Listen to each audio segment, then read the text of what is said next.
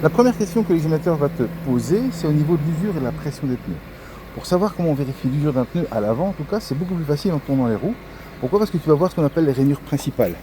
Ça, c'est ce qu'on appelle les rainures principales. Ok. Et tu vois ici sur le pneu, tu as un petit repère. Ça peut être un triangle, ça peut être autre chose. Parfois, c'est un TWI. Ça peut être un autre symbole. Sur d'autres voitures, ce sont trois petits trous que tu as dans la gomme. Et tu vas voir un repère visuel. Ce repère visuel est plus ou moins au niveau de ce qu'on appelle le témoin d'usure. Et je ne sais pas si tu vois bien, mais il y a une bosse ici dedans. Tu vois cette petite bosse? Cette petite bosse, elle fait le minimum légal de 1,6 mm. Donc, à l'examen, il va te demander, tiens, comment tu vérifies l'usure de ton pneu? Ben, je cherche le témoin d'usure. Et tant que ce qu'on appelle la bande de roulement, donc le pneu ici, est plus haut que la bosse, ben, ça veut dire que ton pneu est toujours valable. Une fois qu'il va arriver à ce niveau-là, il faudra absolument le changer. D'accord? Ensuite, il peut te demander comment tu vérifies la pression. Alors, la pression, c'est sur la jante. Tu as ce qu'on appelle une valve. On appelle une pipette sur les vélos, une valve sur les voitures. Et il faut lui montrer la valve et lui dire que c'est là qu'on vérifie la pression. Dans ce cas-là, il va te demander comment tu vérifies la pression. Est-ce que tu vérifies à chaud ou à froid? Pourquoi on parle de à chaud ou à froid? Parce qu'à froid, c'est un pneu qui n'a pas beaucoup roulé. Donc l'air à l'intérieur du pneu n'a pas chauffé par rapport à l'air extérieur. À chaud, ça veut dire que tu as roulé beaucoup, ton pneu a chauffé. Donc quand l'air à l'intérieur du pneu chauffe, qu'est-ce qu'il fait? L'air, il se dilate. Et donc la pression va monter dans le pneu si ton pneu est chaud. Donc à l'examen, tu dis, bah, moi je vérifie la pression à froid. Comme ça, tu es sûr d'avoir la pression, on va dire, à température ambiante. Dans la voiture, il y a ce qu'on appelle un tableau de pression. Le tableau de pression, tu vas le trouver à différents endroits dans les voitures, mais dans cette voiture-ci, tu as un petit tableau ici sur le côté, tu vois. Ce petit tableau-là, c'est le tableau de pression. Mets-toi devant, comme ça je vais t'expliquer, juste ici dans la porte. Alors, tu vois, tu as une colonne qui reprend les kilopascals, les bars, les PSI, les différentes tailles de pneus que tu peux avoir dans ta voiture, plus la roue de secours si tu en as. À côté de ça, tu as une colonne avec une voiture qui est peu chargée, c'est le pneu bonhomme. En dessous du pneu avant, tu as une pression. En dessous du pneu arrière, tu as une autre pression. De l'autre côté, tu as encore une colonne avec 3 bonhommes plus 2 bonhommes ou 2 valises. Ça veut dire une voiture qui est beaucoup plus chargée. Et même chose sur la pression du pneu avant et la pression du pneu arrière. Et tu vois qu'ici, tu as 2,5 bars à l'avant et 2,2 à l'arrière. Et si tu charges la voiture au sortir en week-end, tu as toujours 2,5 à l'avant, mais tu passes à 2,8 à l'arrière. Pourquoi? Parce qu'en montant la pression dans ton pneu, il va garder sa forme. Il ne sera pas écrasé. Okay. Alors, je vais te montrer ça. Tu peux t'installer dans la voiture. Une fois que c'est fait, l'examinateur va te demander de fermer la porte et d'ouvrir la fenêtre. Ok? Alors, je vais essayer de ne pas te filmer, comme ça tu ne seras pas affiché sur le réseau. À l'examen, certains examinateurs vont pousser le bouchon à poser vraiment beaucoup de questions, d'autres vont poser moins de questions, et aussi en fonction de, comme tu passes en auto-école, est-ce que tu es la première ou la dernière à passer la journée. Théoriquement, il doit te poser toutes les questions que je vais te poser maintenant. Donc, à l'examen, il va te demander si tous les réglages ont été faits pour toi au niveau du siège et des rétroviseurs. Je vais baisser ça, on n'a pas besoin. Voilà. Au niveau des sièges et des rétroviseurs, donc dans ces voitures automatiques, tu n'as pas d'embrayage. Dans une voiture manuelle, on utilise l'embrayage pour vérifier la profondeur d'assise. Ici, c'est un peu plus facile normalement, quand on est relativement bien proportionné, les bras et les jambes sont de la même longueur, ça devrait aller tout seul. On va régler l'inclinaison du dossier pour avoir les poignées qui viennent au-dessus du volant. Ok? Alors, je remontre le truc. Au niveau de l'inclinaison du dossier, c'est ce petit poignet-là. Si tu relèves la poignée, tu peux relâcher ou mettre la pression sur le dossier pour avoir le bon réglage. L'idéal, c'est de tendre le bras droit, par exemple, pour avoir les poignets au-dessus du volant. Une fois que c'est fait, normalement, le dossier, clac, il serait bien réglé. Ici, on va le redresser un petit peu. Tu peux utiliser avec ta main si tu veux. Voilà. Là, ça me paraît bien, non? Encore un petit peu, alors? Maintenant, il faut que tu sois bien mis. Si tu es trop droite ou trop penché, c'est ce réglage-là qui compte. Toi, ce que tu vas avoir, c'est un réglage qui va te permettre d'être confortablement assis au niveau du dos et avoir les poignets qui vont venir au-dessus du volant quand on aura réglé la profondeur. Donc d'abord l'inclinaison pour être à l'aise, ensuite la poignée ici derrière, derrière tes jambes, pour avancer ou reculer le siège, et là tu mets tes poignets au-dessus du volant. Je filme ça quand même, on est bon. Ok? Une fois que ça c'est fait, il reste l'appui-tête. L'appui-tête, il faut qu'il soit réglé de façon à ce que l'arrondi du crâne prenne bien dans l'appui-tête. Si ton appui-tête est trop bas, tu risques le coup du lapin avec un choc à l'arrière. Et si l'appui-tête est trop haut, tu risques d'avoir la tête qui passe en dessous de l'appui-tête et tu risques d'être blessé de nouveau au niveau du cou. L'appui-tête sert à protéger ta nuque en cas de choc à l'arrière pour éviter que tu sois blessé. Okay? Maintenant, ça évitera pas un choc au niveau de l'appui-tête et donc peut-être une commotion cérébrale. Mais normalement, tu devrais garder ta colonne vertébrale entière. Okay? Alors, une fois que tout ça c'est fait, il va te demander au niveau des rétros. Qu'est-ce qu'on doit voir dans le rétroviseur central? Dans le rétroviseur central, on doit voir toute la fenêtre arrière. Tu règles ton rétroviseur de façon à bien voir la fenêtre arrière et une fois que c'est fait, tu te remets en position de conduite pour vérifier qu'il n'y a que ton regard qui bouge. Tu ne dois pas bouger la tête pour voir ce qui se passe dans le rétroviseur. Au niveau des rétroviseurs extérieurs, il va te demander ce que tu dois voir dans tes rétroviseurs. Et souvent, on utilise la poignée pour faire le réglage, mais dans l'absolu, qu'est-ce qu'on voit quand on voit la poignée? On voit un petit peu de carrosserie. Et c'est ça qui nous intéresse. Dans ton rétroviseur extérieur, tu dois voir un petit peu de ta voiture pour te repérer dans l'espace, mais tu dois voir un maximum de choses sur le côté pour pouvoir justement diminuer les angles morts. Ok? Pour donner un exemple, oups, zut, il faudra que je te floute. Pas de souci. Ça donnerait quelque chose, on va dire, de plus ou moins... Ouais, j'arrive pas à le filmer comme ça. Plus ou moins comme ça, le réglage. Comme ça, tu verras dans la vidéo aussi. Ok. Ensuite, il va te demander de faire aller tous les feux, les clignotants et ainsi de suite. Okay. Ici, tu as les clignotants gauche et droite. Vers le bas à gauche, vers le haut à droite. Tu es au courant de ces voitures-ci, si tu appuies légèrement, il clignote 3 fois, et puis il s'arrête tout seul. Il clignote 3 fois, et puis il s'arrête. On roule toujours en automatique. Je vais essayer de filmer le truc. On est en automatique, et là, il va te demander les feux de position. Les feux de position, c'est le premier cran. Ok.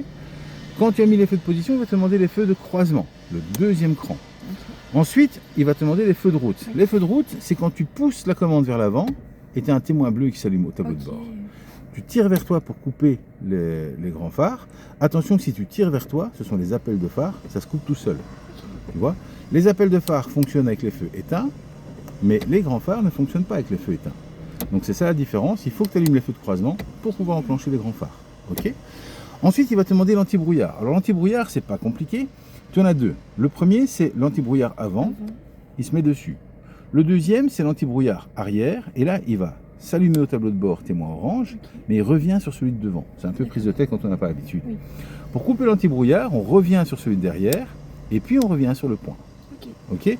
Donc pour schématiser, il te demande allumer l'anti-brouillard arrière, c'est avant, avant. Et pour tout couper, c'est avant, arrière. Ensuite, quand c'est fait, là, tu reviens sur auto. D'accord. Ok. On va pas appuyer maintenant, mais il va te demander d'appuyer sur le klaxon pour le faire entendre. Oui. Bip, comme ça, tu fais entendre le klaxon. Au niveau des essuie-glaces, il va te demander de faire aller un coup d'essuie-glace. Oui. Le coup d'essuie-glace, c'est vraiment, je lève un cran, et tu vois, il vient sur Mist, il redescend tout seul sur Off. Oui. Mist Off. Tu connais un petit peu, tu as déjà utilisé l'essuie-glace. Oui. Il fonctionne une seule fois quand il pleut très très peu, ou alors qu'il y a juste un petit peu d'humidité. Oui. Ensuite, ça devient embêtant, il commence à pleuvoir un peu plus souvent, il faut descendre la commande sur l'intermittent. Quand je suis sur l'intermittent, tu peux, avec l'habitude, si tu as utilisé beaucoup l'essuie-glace, utiliser la commande de réglage d'intermittent. En slow, comme ça, il y a 10 secondes entre chaque coup d'essuie-glace. Puis c'est 8, 6, 4, 2. Ok. C'est un peu prise de tête. Pourquoi? Parce que, en fait, quand tu n'as pas l'habitude, s'il est mal réglé, il va trop vite ou alors il va trop lentement. Moi, ce que je vous conseille quand vous n'avez pas utilisé beaucoup l'essuie-glace, c'est de bien vérifier qu'il est sur la moitié à 6 secondes. Et si jamais 6 secondes, c'est trop lent, là, je m'amuse à descendre en low. Et si c'est pas encore assez, je descends en high. Et à chaque fois, ça va aller plus vite. Donc, au plus tu vas descendre la commande, au plus l'essuie-glace va aller vite. Tu peux remonter progressivement ou tu peux remonter à fond et relâcher. Ok?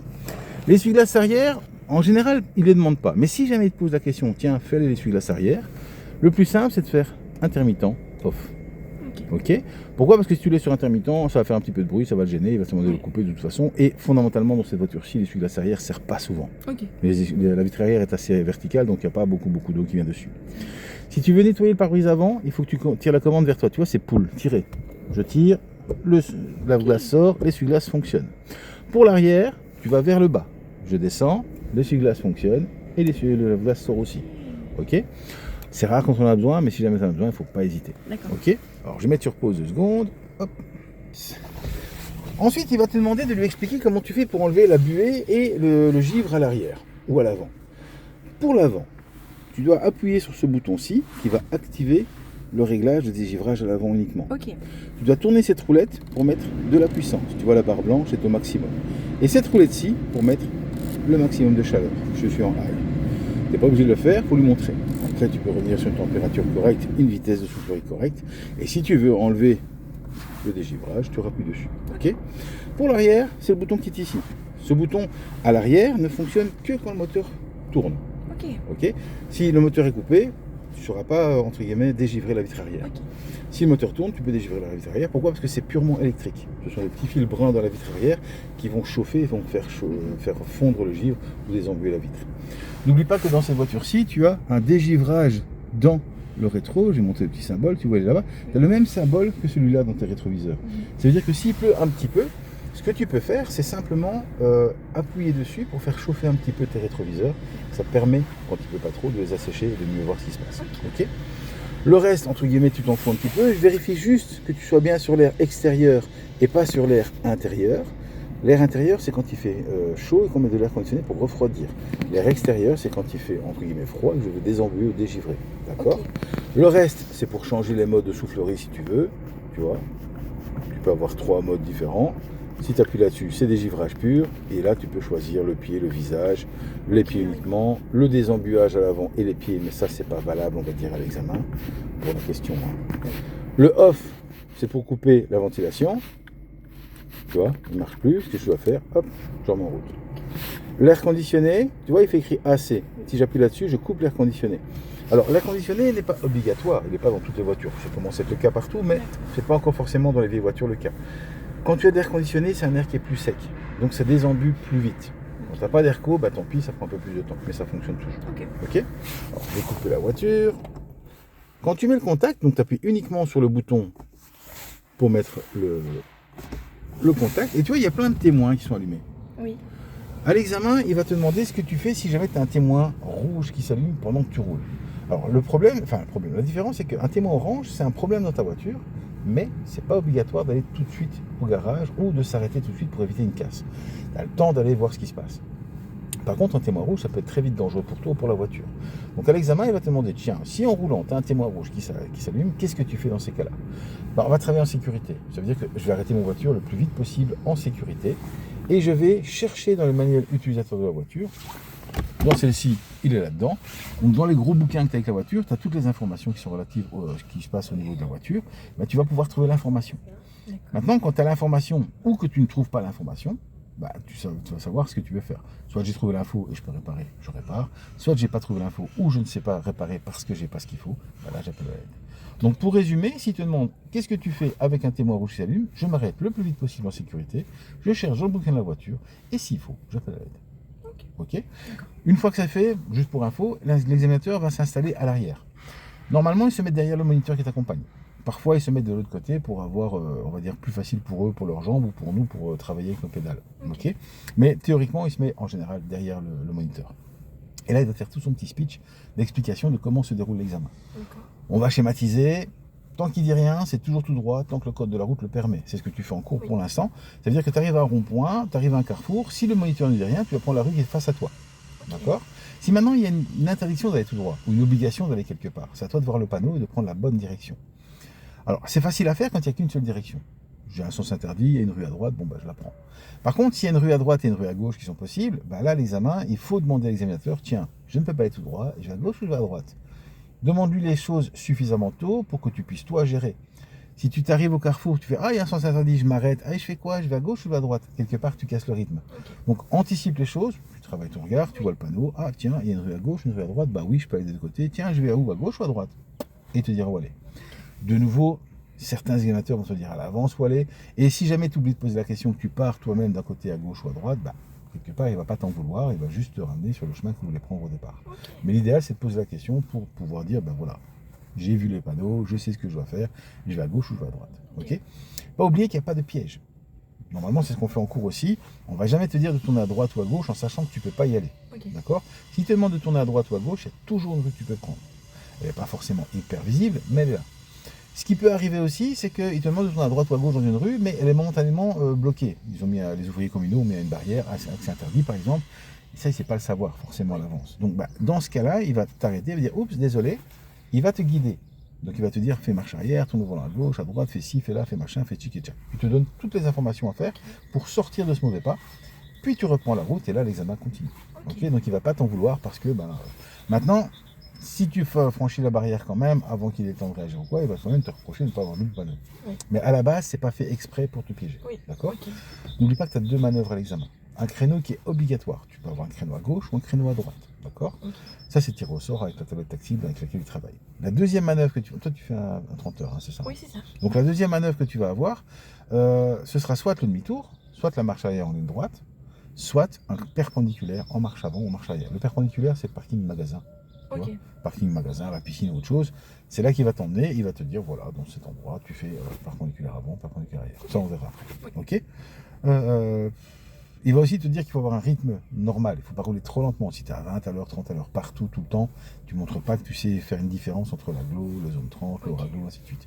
Donc le but, c'est que tu lui montres ce que tu vas faire quand tu seras seul avec ta voiture. Tu ne mets pas la pression pour faire mieux ce jour-là. Roule normalement, montre-lui que je sais rouler vite parce que j'ai l'autorisation et que c'est bien dégagé. Je dois rouler lentement parce que c'est une zone 30, ou c'est encombré, ou c'est dans les champs, quoi. Tu vois. Ok. Je crois que c'est tout. Fameuse vidéo, ça. Hein.